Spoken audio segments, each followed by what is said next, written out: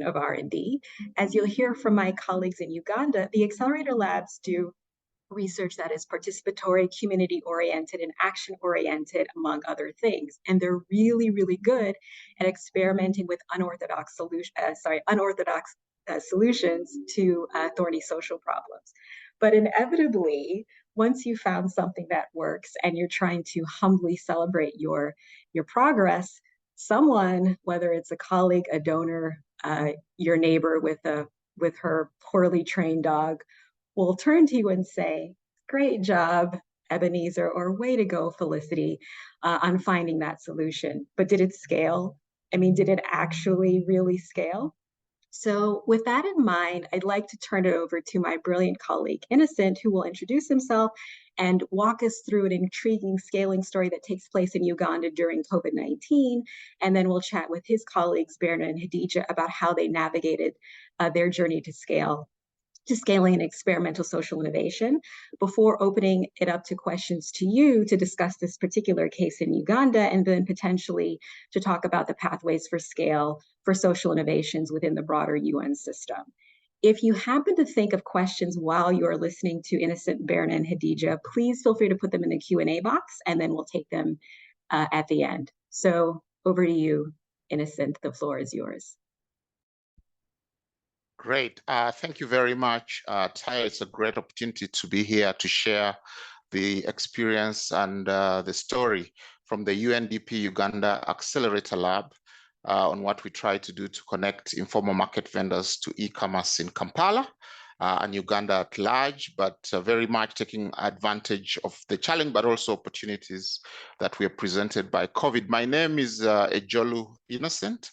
I lead partnerships innovation here at UNDP and the focal point for the UNDP Accelerator Lab. A very good morning and a very good afternoon and good evening to you all. I'll be taking you through a quick presentation, and my colleagues will do more of the Q&A with you as we try to bring as much out of this story as possible. But just before I go into the slides, you'll permit me to share a very short video that should bring some of the voices of the key players who have been very much instrumental in this. This should help you, sort of appreciate where we are coming from. So in this video, you'll get a very quick story.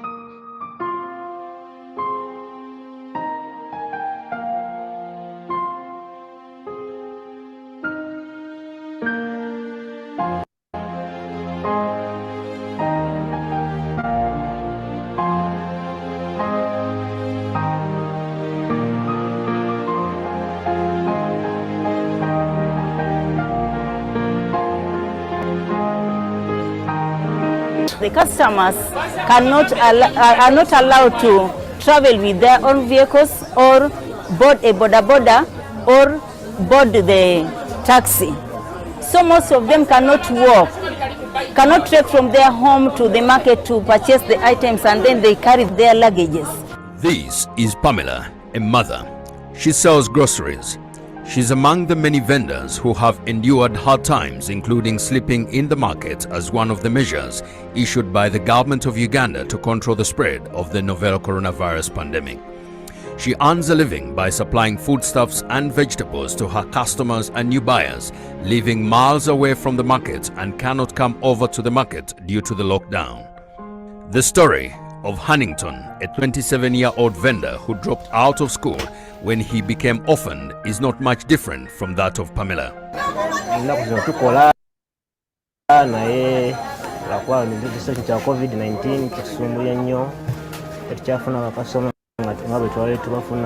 From before, transport,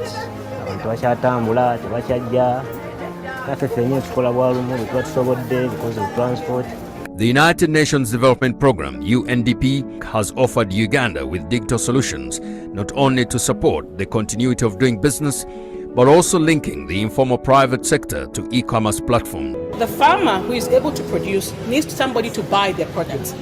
The one in Nakasero and other places would connect to the farmer and buy from the farmer. And I, who live in Naguru, would also buy from the person in Nakasero. So when you look at it from that trend, value chain point of view, the farmer benefits at the end of the day. And for most countries in Africa, including Uganda, over 60% of our population depend or are employed in the agriculture sector. And that becomes very, very important in times like this to make sure that the farmer who produces is able to connect to markets at the end of the day. And Jumia provides us with that platform. E-commerce platforms like Jumia are at the forefront of providing the informal sector and SMEs the solutions they need to keep running and reaching customers during the COVID-19 crisis and beyond.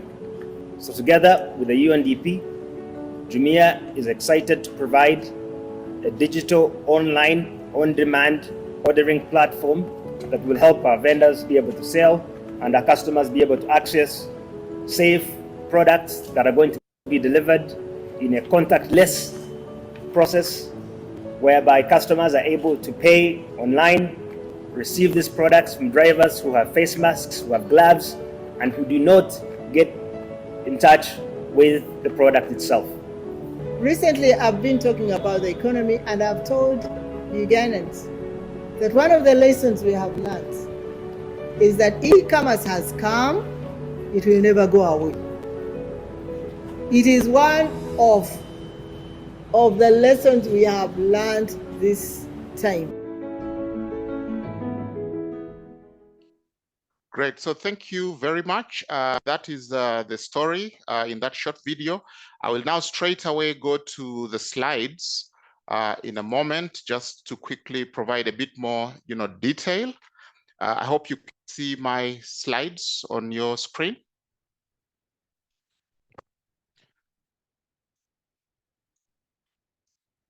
But I just confirm that you can see the slides, please. Confirming we can see them.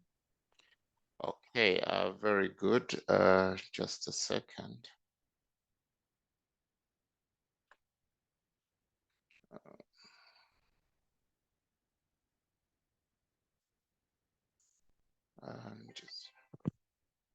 Just a second, my screen is a bit hanging here. I just need to end the video completely, then we will go into it. If you just give me 1 second.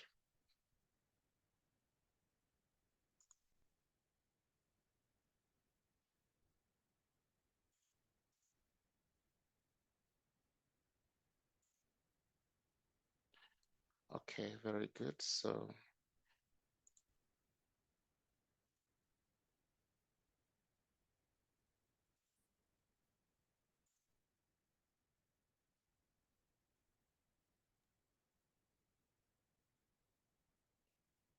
We can see it in a second. yeah, just a second. I'm trying to get the screens onto my, just a sec. 1 moment. Sorry about that. Let me just stop it. So I will be telling you a quick story of how we've connected these informal market vendors in Kampala. And basically, the summary of it is that COVID-19 was an important trigger that helped us to pivot our programming to connect the informal market vendors to consumers through an established e-commerce platform. And this story should help us reflect on why, when, and how UNDP is or isn't well suited to help social innovation scale, and some of the constraints that can emerge when working with private sector to do so. Of course, what we've also seen from this is that scaling a pilot nationwide and even beyond borders through social innovation or commercial channels will present systemic challenges, which call for deliberate steps to cause system changes and trigger that scaling that we want to see. So COVID was a big problem here. 60% of our informal micro, small, and medium enterprises face the risk of going out of business. And we are talking about a segment of our private sector, which is the biggest. 80% of the business sector is really the SMEs, and 90% of these are really the youth. And over 46% of workers were being pushed below the poverty line in this informal sector. So that is the kind of development challenge that our business sector was facing. So why then did we look at e-commerce for these informal vendors? One, we are looking at harnessing digital technology, mainly for business continuity for these informal and vulnerable women and youth entrepreneurs. We're also trying to capitalize on an established Jumia e-commerce platform and adapt it to cater for a new market segment of informal market vendors. We were looking at also sustaining supply chains and recovering livelihoods from the impacts of COVID-19. And we are trying as much as possible also to position our small businesses to quickly pivot, rethink their online strategies, repurpose their assets and resources, take advantage of technology. And we saw a huge opportunity here to access new and wider markets beyond the physical locations where they are. We also saw an opportunity to do trade facilitation and capitalize on the easier payment, the improved delivery logistics, etc. And we also thought that there was a huge opportunity to improve data, which could be very crucial for financial inclusion, because if you're trading online, you're creating a trail of very important data. So in terms of the solution we are looking at, how do you take these informal market vendors online? One, we wanted to leverage and adapt Jumia's established e-commerce platform for these informal vendors. And this is the first time we are doing it. We were trying to build into the Jumia platform capability for the informal markets. So a tool, the Jumia vendor app, was developed and embedded within that platform. And this basically enabled the digital payment, the safe and contactless motorbike or deliveries, what we call the borders. We, of course, also capitalized on the value of the platform, the brand. It's continental, it's going global. The trusted systems, especially around quality assurance, packaging, the payment platforms or options, and then the experience Jumia had in terms of training, managing a network of riders to provide safe and contactless deliveries, but also the business development it does with the different vendors it's working with on the platform. What's important to note is that Jumia earlier piloted this in one of the city markets, but scaling did not happen, because one of the level of investment needed to address the important public goods, digital literacy for the vendors, access to digital services, data and airtime for the experimental phase, public knowledge of the benefits of the e-commerce. A business may not see the sense in investing in this. So that's where UNDP comes in, to bring in the development impact dimension and look at the public goods you need to actually make a potential strong business venture, scalable. So that's what we did, and we packaged catalytic, what you would call social investment or sunk costs as UNDP, to drive the design, to catalyze this digital transformation. So we did procure smartphones, airtime, and data, targeting these vulnerable market vendors in the experimental phase, 6 to 12 years. We knew that this must be sustainable. So an early exit makes sense. We trained, we deployed, we introduced market agents and pickers who were kind of intermediaries to support the process of receiving orders, picking up the goods, validating the goods and services from the informal vendor before these are dispatched. This was also a short-run bridge for the digital literacy gap. If you have all these market vendors digitally illiterate, how do you connect them to tech?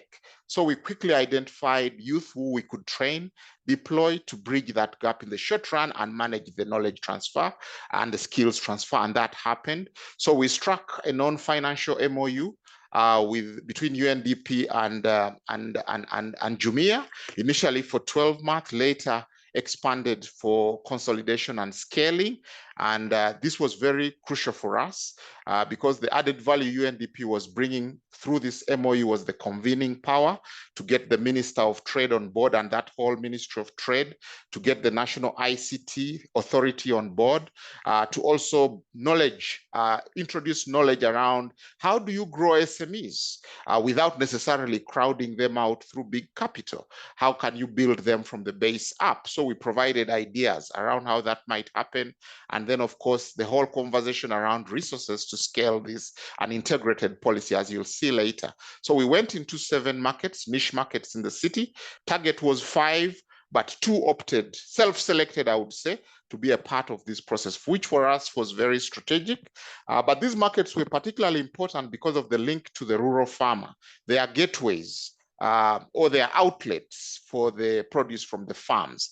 And then, of course, we've scaled this with support from the Chief Digital Office to Entebbe and Jinja, which are municipalities around the city. We've learned through the scaling process that systemic factors for digital transformation are crucial if we are going to do the scaling. And that is what has been very, very important for us. So the impact has been good.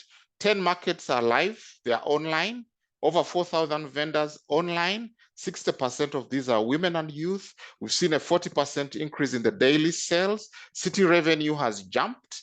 We've also got very good prospects for digital inclusion because it's now easy to trace the cash flow and transaction and credit worthiness of some of these business. We've gone ahead to provide some catalytic cash flow based financing for these SMEs as part of the response to COVID and the recovery of these SMEs. And we've done some digital training on online or digital based saving platforms, which has been very successful. So interesting impacts, but we can achieve a lot more. And that's why from the lessons, we realized that scaling e-trade for small businesses can't happen in a vacuum. We need to look at the whole system for digital transformation, and that ecosystem is crucial. And that's how, even as a country office, we've ended up with a digitalization, innovation, and smart cities program, packaging our offer to catalyze the digital revolution in the country. We are working with the Trade Ministry on an e-commerce policy and strategic plan. Currently, we are doing the regulatory impact assessment. We are doing a platform for self-paced learning for the small businesses. We are looking at platforms for business-to-business linkages and market intelligence. We've launched with the government a broader digital transformation roadmap that is tackling all the important pillars: skilling, e-services, security, and so forth, infrastructure. We want also to capitalize on big data, and we have launched we've supported the country to establish a big data utilization strategy. We are now looking at e-services in the last mile. So this is positive, but we are still looking at this e-commerce for the informal sector, and we are working with the UNDP Africa Sustainable Finance Hub on an inclusive supply development and financing program with the e-commerce companies. So going beyond Jumia, how do we bring other e-commerce companies on board and take advantage of competition, but work with them to structure the right kind of incentives for the small businesses to go online, and also to work with the financial institutions to get them more together to structure the right types of instruments to grow these businesses. So that's the quick story I can share.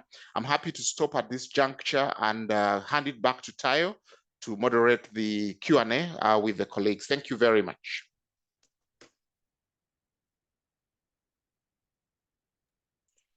Thank you so much for that really interesting presentation and video, Innocent. Now I'd like to turn to your colleagues, Hadija Nabale, who is the head of solutions mapping, and Berna Mugema, who is the head of experimentation in the Uganda Accelerator Lab. And I'd like to chat with them briefly to maybe bring out some of the lessons and learnings from your experience briefly before we turn it over to the audience for Q&A. So Hadija, let me start with you. Innocent sort of made it very clear that you have to look at the entire system when trying to deliver these types of interventions. So from your perspective, what were the preconditions or enabling factors that made scaling this initiative possible? Okay, well, thank you very much, Tayo. And most of it, actually, Innocent has said it, but I would like to give just a little bit more of context here. Tayo, the National Labor Force Survey indicates that Uganda's informal economy employs about 80% of the country's population, and this is outside the agricultural sector, which has about 90% of the population. Now, with the limited access to digital tools and lack of digital skills to use such tools, the informal sector experienced a digital divide clearly, as Innocent presented, when it came to COVID-19. So this e-commerce platform presented really a strategic opportunity to aid the vulnerable groups such as women, youth, persons living with disabilities, by connecting them directly to the consumers, maintaining their business flow and safeguarding their livelihoods. So coming back to you, Tayo, on the preconditions, what enabled us to scale this initiative? First of all, we were lucky to be selected by the Chief Digital Office to participate in the Digital X program for scaling innovations during the COVID-19. So the Chief Digital X Office allocated us coaches with whom we co-designed this scaling model. And with them, we designed the like 4 work packages that helped us to take this scaling further from the initial experiment that we had in 2019 and also 2021. So I'll just briefly go through the work packages. The first one was the business and digital skills development for vendors and market agents, because as we were rolling out the experiment, we learned that these informal market vendors did not have particular skills for growing their businesses, for example, and they also did not have the digital skills to maneuver through the smartphones, to take orders from the customers online. So it needed us to give that training to the vendors so that they are able to navigate trading online, because it was their first experience. Then the second work package was strengthening the e-commerce platform that Innocent also alluded to by extending to 2 more cities. Initially, we were experimenting with only 7 markets within Kampala city, but then we had to try out in 2 other cities, which is Jinja. Jinja is in the eastern part of Uganda, and also Entebbe. Entebbe is in the central region. So we wanted to see how the dynamics would work out by experimenting in other parts of the country. And the third work package was enhancing the platform by introducing the USSD code. This is the unstructured supplementary service data, which is a global system mobile communications protocol that is used to send text messages. Given that majority of Ugandans cannot afford the smartphones, so, and yet we wanted them to participate or to utilize the platform as well, to have it, to have as many Ugandans as possible to use the platform. So we had to introduce this USSD code in order for them to just dial in like *25# and then they make their order. But along the way, we learned that this did not work. And later on, we shall be sharing that how we had to pivot to another modality for this particular usage of USSD code. Then the fourth work package was the economic viability and sustainability of the model for Jumia as the company. Remember, Jumia is a private sector, and being the private sector, they are business-minded. The model has to make business sense for them, so that in the event that UNDP pulls out, they can still continue using having the vendors online, and so that they are also able to support them as they are growing their business as well. So those were the 4 work packages. So that was a major precondition for us to scale the model. But there are also other preconditions that helped us as well, was the change of customer behavior. I want to say, Tayo, that we all want to enjoy the convenience of getting our groceries right to the doorsteps or in our houses. So this was very easy for us, for the majority of the middle income earners, for example. It was very easy that even after COVID, they did not want to go back to the hustle and bustle of going back downtown to buy groceries and then come back home. So it became a trending thing for middle income earners to buy online, to transact online and send their money and get their groceries right at their doorsteps.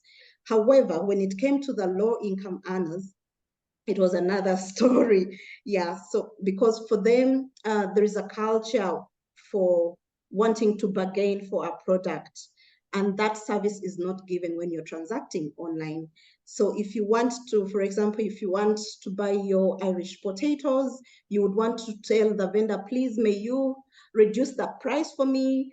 And you want to have that opportunity to interact with the vendor and ask the vendor to reduce the price. In my language, I would say to cut for you the price, but the actual word is supposed to be reduce the price, and also ask for complimentary addition of what you have actually paid for. So this culture did not was not going on well for the low income earners. So for them, even after COVID, they are still going back to downtown to purchase their products. So still this the vendor is having, right now as I speak, they have the physical customers, but also in addition to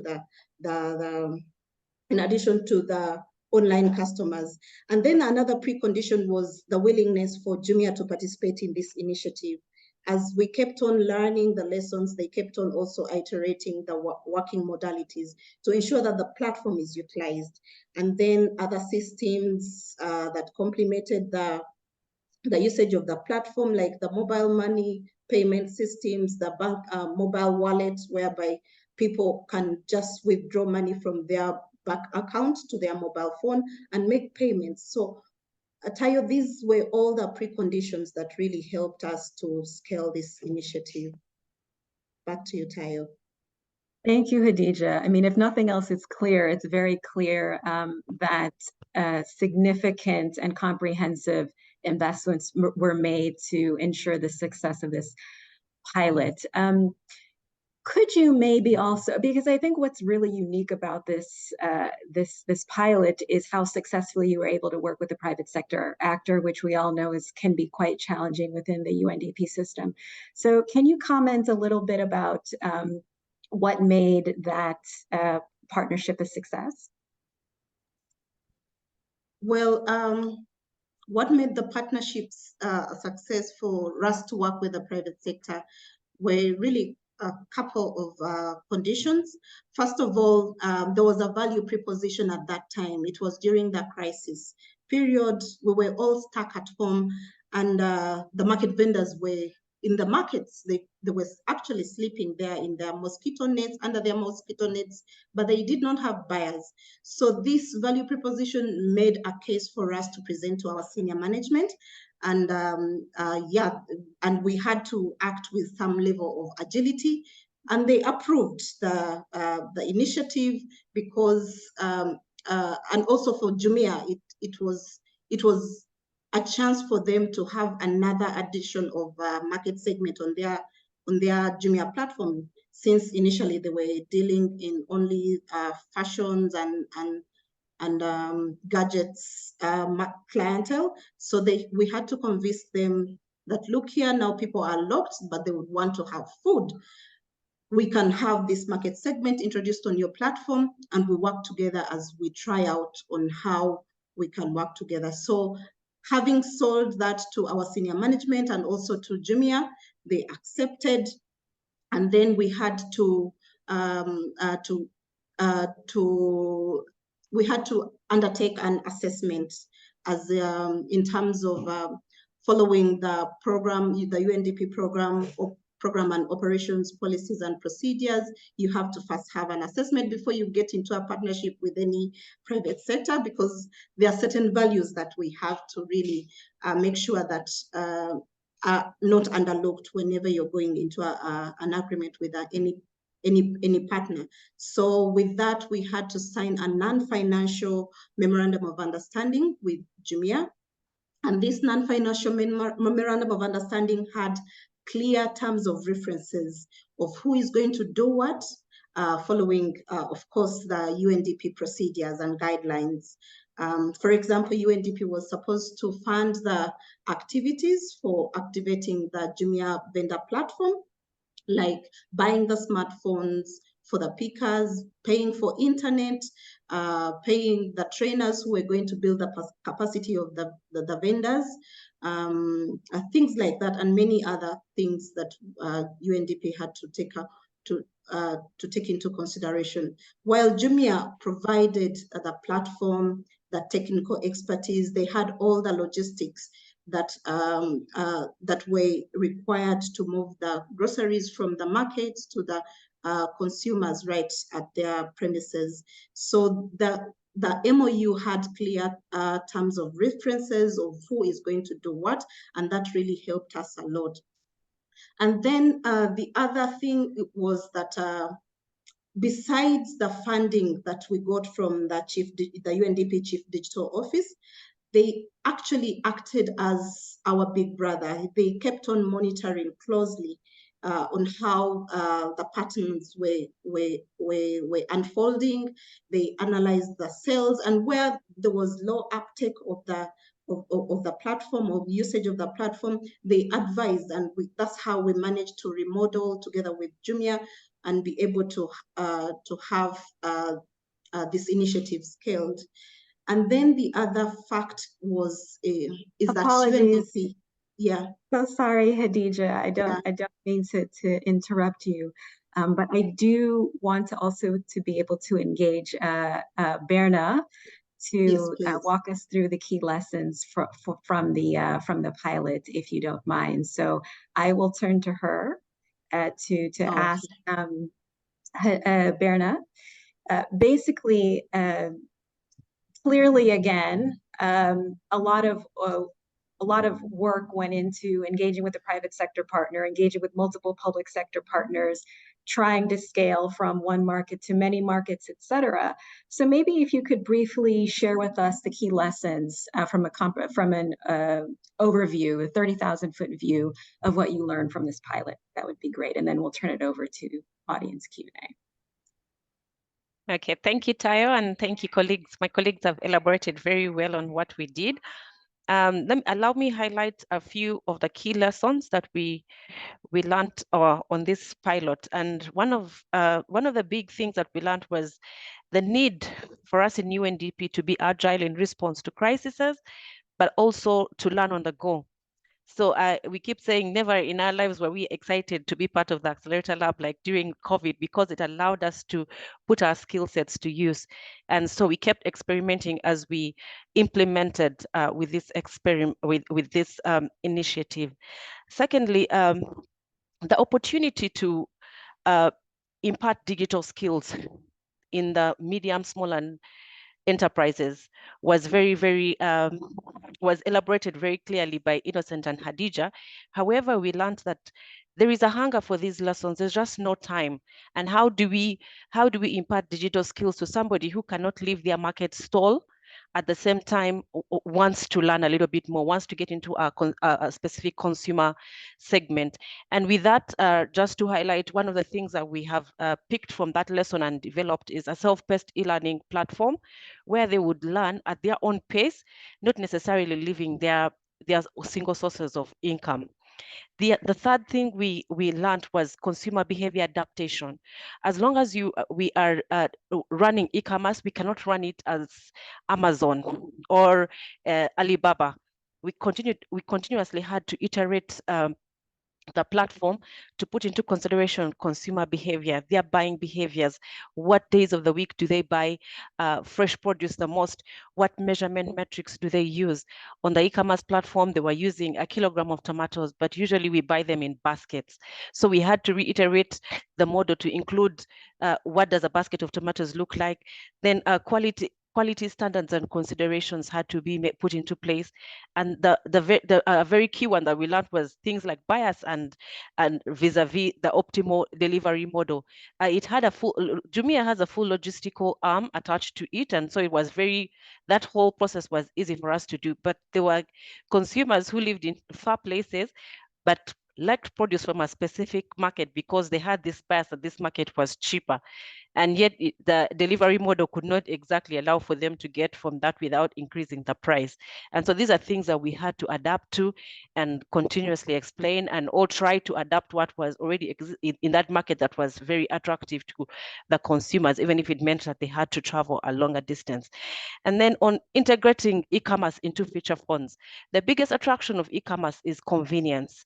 However, when we try to integrate e-commerce onto a USSD code, it made the consumer journey long, and that meant by the time you'd go through dial 8 for tomatoes, 7 for vegetables, the consumer is already exhausted and they no longer see the convenience of doing that.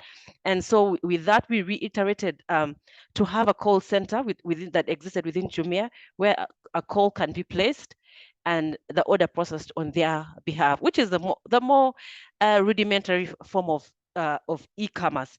And the most important one was scaling looks different in different contexts.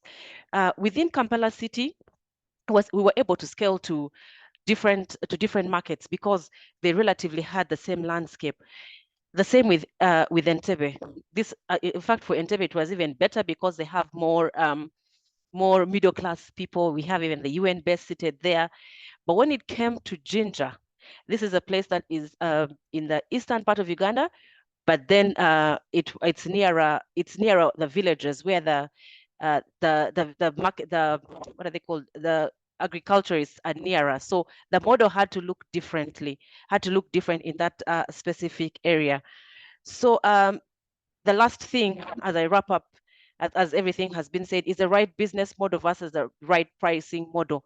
The model that makes sense for Jumia, and also the right pricing model that makes sense for the consumers, at the same time, the market vendors. I'll stop there, Tayo, in the interest of time.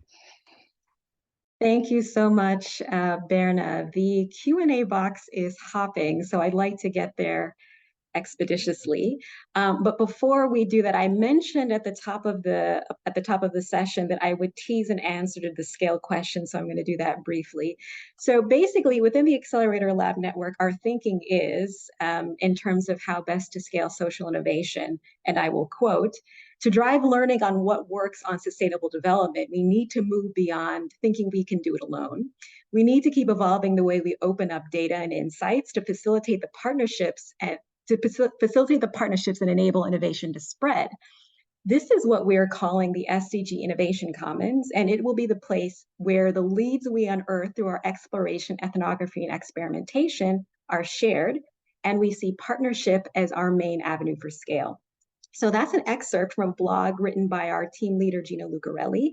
And I will drop the link to the blog in the chat so you can check it out, and maybe there will be a follow-up session to discuss this very interesting Innovation Commons concept. But as I mentioned, we have loads of questions, so I will go to the Q&A and invite a colleague to share. So I see Emily from the World Food Program has two really interesting questions. One, what plans, if any, do UNDP have for scaling this solution to other countries across the region? Berna, Hadija, do either one of you want to take that? And for the second question, perhaps I'll ask Emma if she's still online to, I will enable her to speak to pose her question directly. But does anyone want to respond to this question about the UNDP? So I'll repeat it.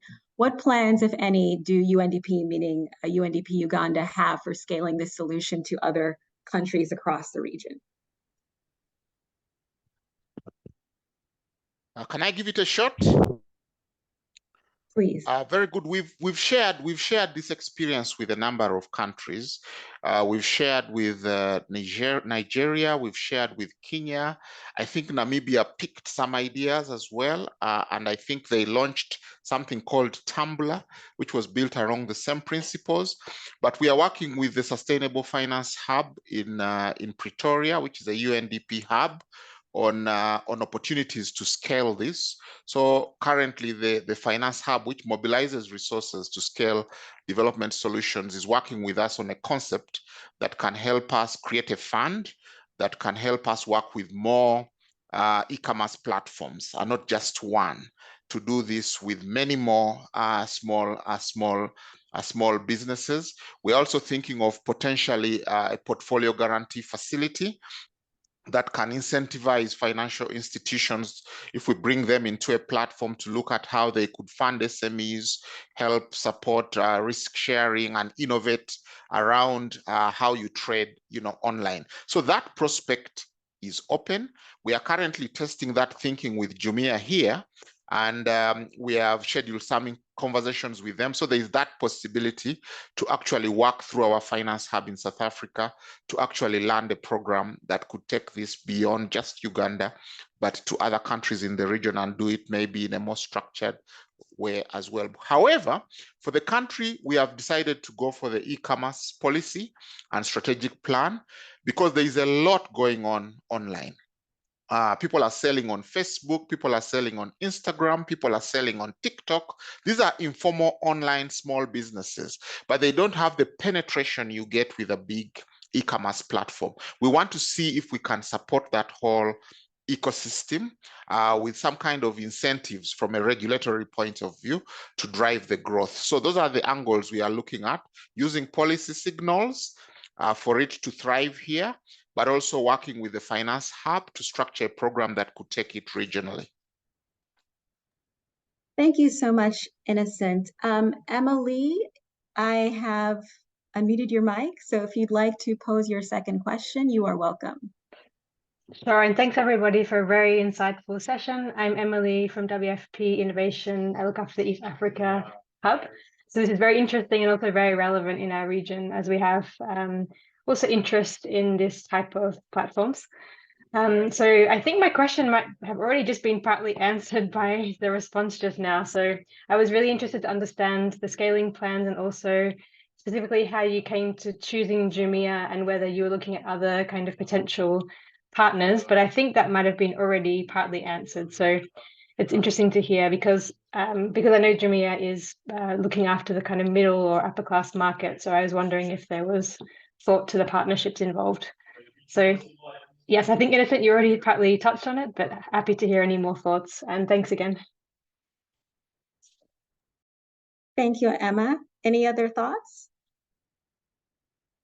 I think the choice of Jumia was also driven by the fact that they had done an experiment, as I said, with one of the markets, but they did not go to scale because there was a lot of investment that you needed to actually scale it, what I call the public goods. How do you deal with the literacy gap? How do you deal with the tech gap, the devices? How do you deal with the knowledge problem, both on the demand side, but also the supply side? So a player like us who is looking at development, livelihoods, jobs, kind of can make that investment. And that is the incentive UNDP brought, for Jumia to be able to pick from their draw this attempt to take in these wet markets, but now do it in a more intentional and impactful way. So the fact that they had tried to experiment also made them a candidate, because we are looking for something to leverage and capitalize on in that very, crisis kind of situation. But I don't know, Bana, if you have additional thoughts. Maybe, if you don't mind, Innocent, in the interest of answering as many of these questions as we can, let's move on to another question from an anonymous attendee. Hadija has indicated she'd like to respond. So the question is, did you have to offer training to customers as well? Hadija, over to you. Well, for the use of the platform, we did not have to offer training, but we had sensitization on virtually online. We had adverts on the social media platforms, various advertisements advertising the platform that now you can order online on television stations and also radio stations. So that made the training so easy, even in newspapers. So people were able to learn how how they can navigate through the platform and make their orders online. So with the fact that it was during COVID time, we did not have to have the trainings with the customers. We did the trainings with the market vendors who were already in their market stalls. So the trainings were done at the market stalls because they cannot get time to go off the market stall to attend the trainings, but we found them in the market, and that's where we conducted the trainings. But for the customers, the training was done virtually and using mass media and social media. Thank you, Tayo. Thank you, Khadija. We have another question from an anonymous attendee that has been upvoted multiple times, so I will read that and anyone can pick it up. Do vendors now pay tax as a result of being formal vendors on a platform? And if so, what has the sentiment about that been? It's an interesting question. I think our vendors have always been paying tax because most of these are in the urban setting. And much as they are informal vendors, but these are gazetted markets that fall under the city authority, and they therefore pay taxes. But the taxes have been determined through discretionary ways. But now with this model, first of all, their sales went up. And the city authorities told us that their revenue doubled because they were now capturing more demand than the one from the guys who come to the market. So I think that the question of tax is something we still need to empirically, look at. But there's been a level of tax payment, but that increased because their turnover also, kind of went up.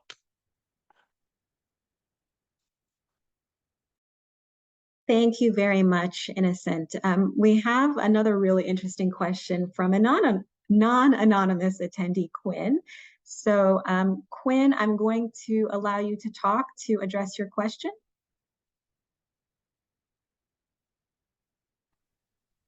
Yes, thank you very much for the panel. A very interesting presentation, a very great business model. I just would like to ask for a little bit more information on how you gather the critical mass of the vendors necessary for this business model to work, and how trainings to vendors took place, especially during the COVID time where face-to-face contacts were limited. It'd be nice to have to share some light on the practical side of this business model. Thank you very much. Hello. Yes. Now, thank you very much, Queen, for that wonderful question. This experiment actually started when we were in total lockdown. So we did some virtual trainings for the vendors, and that's when we realized that we had to introduce another market segment, another person in the loop. We could not go from consumer to vendor without having a picker in the middle to process the transaction. So in that first iteration, it was just consumer to vendor, but the vendors were not very digitally savvy, and some didn't even have the smartphone. So in the second iteration, we introduced the picker who would process the order on behalf of the consumer together with the vendor. And that way we were able to do the training for the pickers, because the pickers were people who are a little bit more digital savvy, and we did that online in the using Zoom for a number of them, and Jumia together with us were able to conduct these trainings to be able to allow for the model to work very seamlessly. Now, as we went forward, remember that we kept opening up after COVID. We had reached some, after we had our peak of COVID, and then the economy started to open up. This allowed for a little bit more interest. For what we saw is that the vendors were a little bit more interested in this model and how it works, and how we can and how they can build another business, another segment of consumers beyond what they had. So some have defaulted into just the rudimentary way, the ones with the feature phones of call me, I can process your order every day, every Friday or every other day. Others have been able to use things like WhatsApp for Business to put their produce online, and you're able to transact that way, because at least people can look at your status and see the pictures every day, and then make an order. However, the time we started this, it came without the growth of the consumer base was very organic, because the entire economy was shut down and the market vendors were allowed to stay in the markets, but the consumers were not allowed to move. So they literally had no choice, because their produce was rot. Remember, this is fresh produce, and yet the consumers needed this. They couldn't walk to them, and they were a little bit more willing to get these consumers out. And yet the agricultural produce at the same time was also coming in from the markets. So we kept reiterating the model to continue understanding what the consumer and the vendor needs were, to build the critical mass we needed for the model to work. Thank you, Berna. We are running a little bit short on time, but we'll try to squeeze in one or two more questions here. There are two, one from an anonymous attendee. I don't know, I can't pronounce anonymous this morning. And one from Sylvia that are similar. So I'll read the question from the anonymous attendee, but then I'll invite Sylvia to directly address her question because they are similar. So the anonymous attendee writes, did you consider testing the scale up in a truly rural area? If I'm not mistaken, the three areas you mentioned are larger cities. What challenges would you expect when moving to more rural parts? So Sylvia, I will also allow you to talk to address your question, which I think is quite similar. Over to you. Hi, hello everyone. Yeah, my question was about if you consider, while selecting Jumia as the partner, what would be the approach in areas with low connectivity, and what would be the approach for users with low digital skills, whether for people who are buying and the sellers? So colleagues, maybe two questions. One is about how does this work in rural areas with low connectivity, more or less? And then what were the criteria for selecting a Jumia? And then we'll probably round up there. Over to you.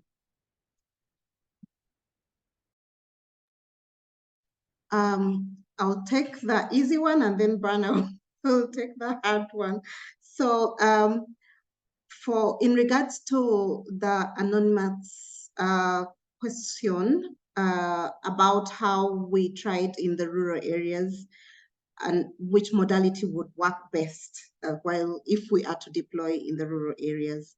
So we were focusing on the cities because the major cities have a larger population, and accessing food supply chains was really very complicated for people in the urban areas as compared to the rural areas.